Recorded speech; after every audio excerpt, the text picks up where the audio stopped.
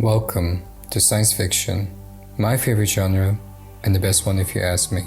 This genre looks at more than just aliens, explosion, and also space colonization. Science fiction is one of the most creative movie genres that you can discover.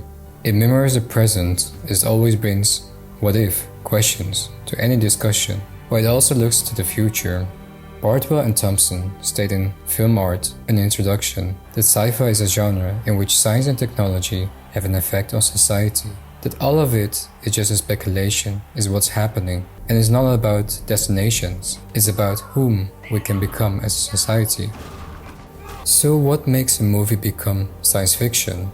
It often has supercomputers along with modern technology or space expeditions, a world entirely modern but also very often present. We often have an underestimation of its connection to philosophy.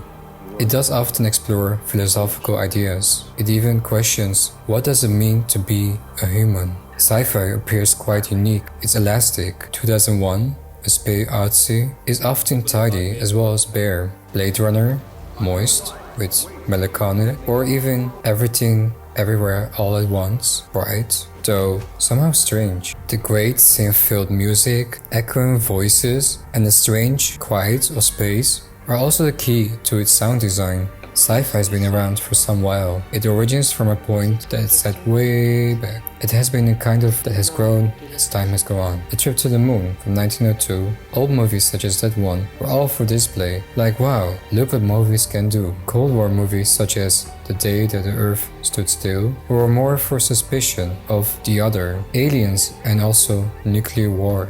Big successful movies arrived later, such as Star Wars, Alien, and The Matrix. Each one of them represented this genre so well. The movies shaped how we view the future, and they did indeed entertain us. Okay, so what's happening now these days that maybe Bardwell and Thompson didn't get to experience? First of all, mixing genres matters a lot now.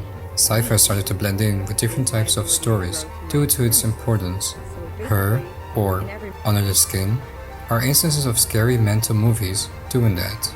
We're also able to see different perspectives from different cultures. For instance, Godzilla from Japan and Snowpiercer from South Korea at various cultural angles, since we get to witness more of the future.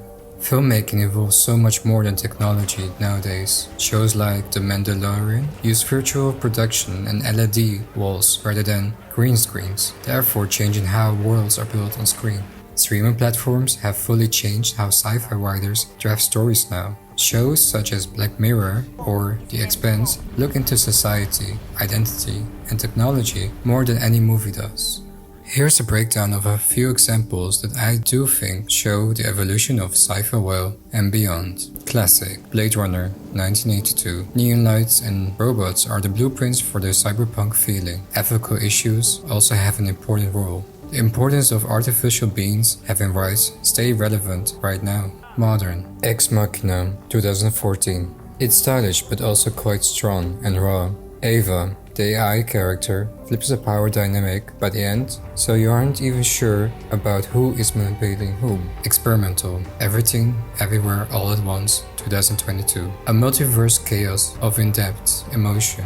Family and choices, and also regret, are all of what it is about, not just about universes. It's different and truly amazing.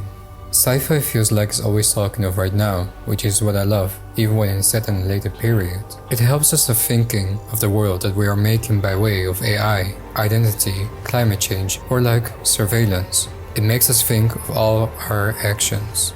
I believe sci-fi is so creative, and that's why it's so powerful, even though it isn't detached from reality. It's asking the real questions, which sometimes can give us prophecies that we should not ignore as society. And always remember, it is us who create the future.